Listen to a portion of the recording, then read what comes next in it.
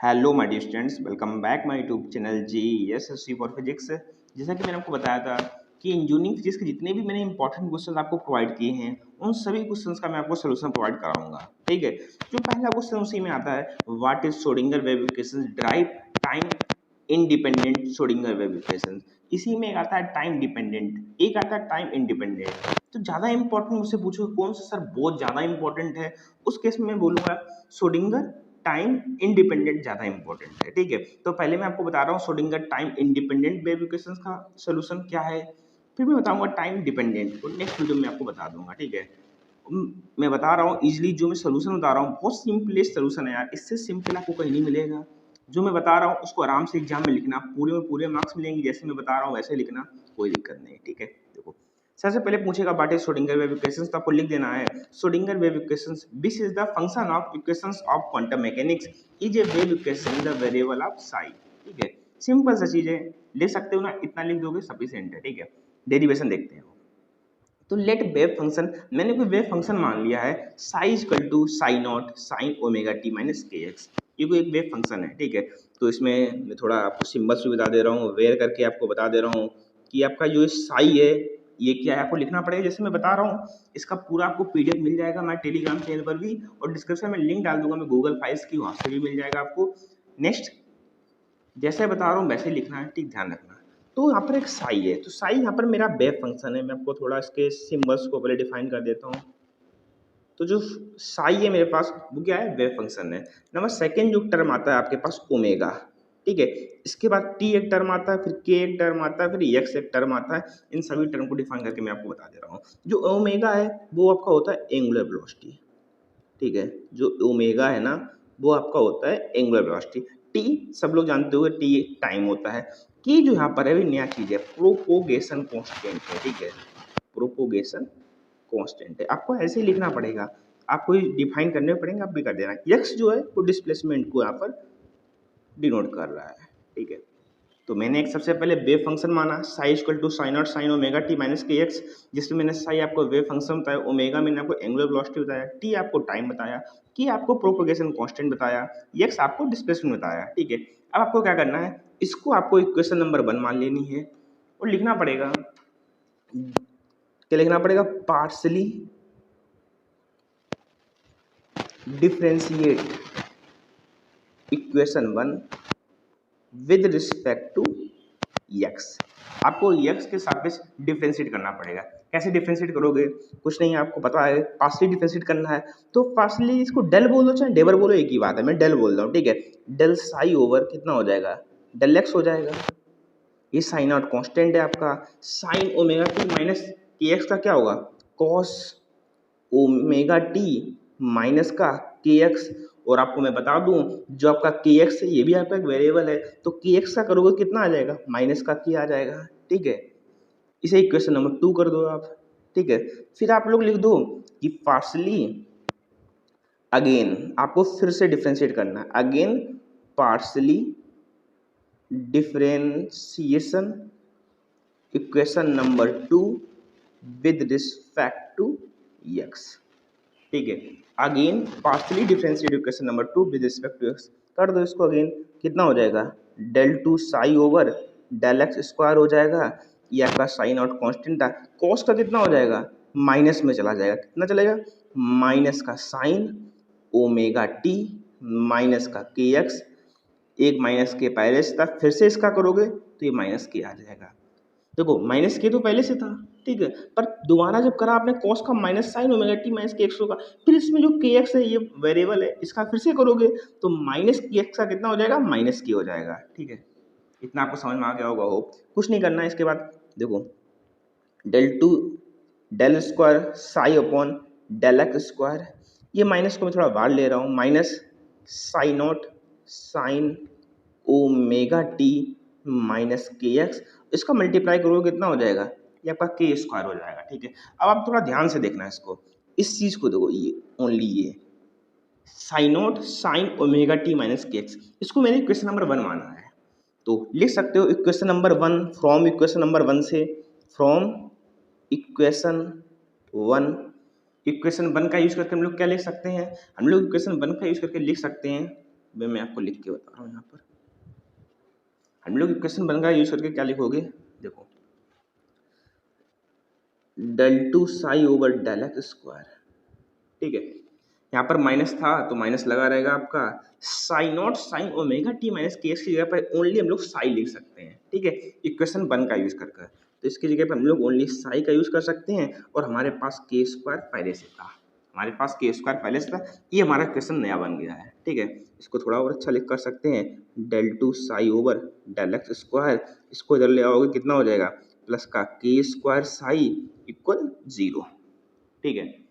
कोई दिक्कत यहाँ तक आपको कोई प्रॉब्लम हो रहा हो तो कमेंट कर सकते हैं, मैं उसको बता दूंगा। ऐसे बहुत सिंपल है यार, मैंने वेव फंक्शन माना, उसके फंक्शन को डिफाइन कर दिया, पार्शली डिफरेंशिएट कर दिया, यार डिफरेंशिएशन तो आना चाहिए, वेव को डिफरेंशिएशन नहीं आ रहा है, आप कॉस को साइन में नहीं कन्वर्ट कर पा रहे हो, प्रॉब्लम है यार। डिफरेंशिएशन सिंपल है यार, फिर कॉस का माइनस साइन होता है, फिर मैं इक्वेशन नंबर से वैल्यू पुट कर दिया हूँ, हमारा फंक्शन मिल गया है, ठीक है। अब देखो कुछ टर्म होते हैं वो मैं आपको डिफाइन कर दे रहा हूँ। पहला एक टर्म होता है के बराबर, आपने पढ़ा होगा 2 पाई अपॉन लेमडा, पढ़ा है ना, ठीक है। तो मुझको किसकी वैल्यू चाहिए, यहाँ पर के स्क्वायर की वैल्यू चाहिए, तो ऑब्वियसली बात है, चलो मैं ब्रेक इवन इसको लिख रहा हूँ, के स्क्वायर इक्वल टू कितना हो जाएगा, 4 pi square upon lambda square, ठीक है। और साथ ही साथ आपने लेमडा बराबर भी पढ़ा होगा यार, कि जो लेमडा होता है वो हमारा होता है एच अपॉन एम बी, ये भी आपने पढ़ा होगा डी ब्रोगली में यार, पढ़ा होगा ना, 11-12 का बेसिक है यार, पता होगा, नहीं पता पता कर लो, के बराबर होता है 2 पाई अपॉन लेमडा, और जो लेमडा बराबर एच अपॉन एम बी होता है। अब इसकी वैल्यू को यहाँ पुट करोगे तो के स्क्वायर की क्या वैल्यू मिलेगी, इसकी वैल्यू को तुम पुट करोगे तो के स्क्वायर मिलेगा 4 पाई स्क्वायर अपॉन, अब इसकी वैल्यू यहाँ पर एच स्क्वायर हो जाएगा, यहाँ पर एम स्क्वायर वी स्क्वायर हो जाएगा, वी वेलोसिटी है यहाँ पर, ठीक है। कोई प्रॉब्लम है यहाँ तक, कोई प्रॉब्लम नहीं। लेमडा की वैल्यू यहाँ पुट किया, स्क्वायर था तो स्क्वायर हो जाएगा, एच स्क्वायर हो गया, एम स्क्वायर बी स्क्वायर ऊपर चला जाएगा, एम स्क्वायर बी स्क्वायर। अब इस वैल्यू को यहाँ रख दो, यहाँ पर देखो क्या है मेरे पास equations, del two psi over del x square plus k square की आपने वैल्यू यहाँ पुट कर दो, कितना 4 पाई स्क्वायर एम स्क्वायर, ये बी वेलोसिटी यहाँ पर m v square, h square that is called psi equal to 0। यहाँ तक किसी को कोई प्रॉब्लम हो, कोई प्रॉब्लम नहीं होगी, आपको बहुत सिंपल तरीके से बता रहा हूँ यार, इतना सिंपल कोई नहीं होता है यार, तो वीडियो को लाइक से सब्सक्राइब कर देना यार, बस इतना मैं आपसे कहूँगा, ठीक है। देखो ये एम स्क्वायर वी स्क्वायर, देखो जो मेरा फंक्शन होता है, जो मैं प्रूव करना होता है, उसको total energy and potential energy के फॉर्म में प्रूव करना होता है, ठीक है। पर एम स्क्वायर बी स्क्वायर इसको निगलेक्ट करना पड़ेगा, कैसे करेंगे, फिर एक नया कॉन्सेप्ट देखो, जो टोटल एनर्जी होती है ना, ये भी आपने बचपन में पढ़ा हुआ है, 11-12 में पढ़ते हो, बचपन 6-7 में भी पढ़ते हो, जो टोटल एनर्जी होती है वो potential energy plus kinetic energy के फॉर्म में होती है, पढ़ा होगा ना इसको। टोटल एनर्जी को मैंने ई मान लिया, पोटेंशियल एनर्जी को मैंने कैपिटल बी मान लिया। अब काइनेटिक एनर्जी आपको पता है हाफ एम बी स्क्वायर होता है, एम क्या है, मास है, बी यहाँ पर वेलोसिटी है, ठीक है। चलो यहाँ पर कुछ करते हैं, इसको इधर लाओ तो ई माइनस बी हो जाएगा।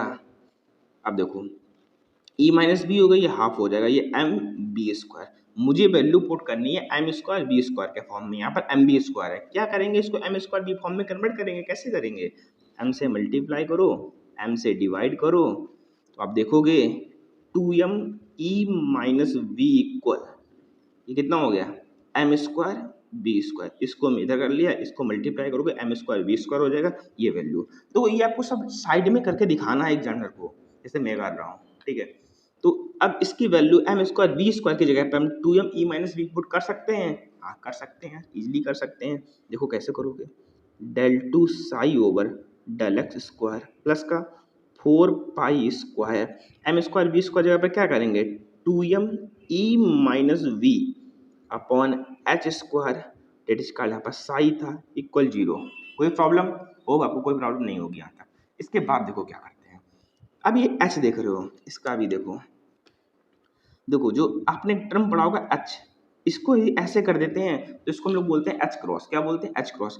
एच क्रॉस इक्वल टू बेटा होता है एच अपॉन 2 पाई, कितना होता है, एच अपॉन 2 पाई। यहाँ पर मुझे वैल्यू किसकी चाहिए, एच की चाहिए ना, क्योंकि जो हमारे क्वेश्चन प्रूव करते हैं वो एच क्रॉस के फॉर्म में होता है, ना कि एच के फॉर्म में होता है, इसलिए मैं इसे एच क्रॉस में कन्वर्ट कर रहा हूँ। तो बेटा यहाँ पे एच क्रॉस, यहाँ पर जो एच बराबर मिल जाएगा वो मिल जाएगा एच क्रॉस अपॉन 2 पाई, इसी का यदि स्क्वायर कर दोगे तो कितना हो जाएगा, H square upon h cross का स्क्वायर अपॉन 4 पाई स्क्वायर, ठीक है। बहुत ही सिंपल तरीके से बता रहा हूँ यार, इतना कोई प्रॉब्लम, कोई प्रॉब्लम। इसकी वैल्यू यहाँ पुट कर दो यार, कैसे करोगे, del two psi over del x square plus 4 pi square 2m E minus b into psi. इसकी वैल्यू जब पुट करोगे कितना हो जाएगा, एच क्रॉस का square into 4 pi square equal to 0।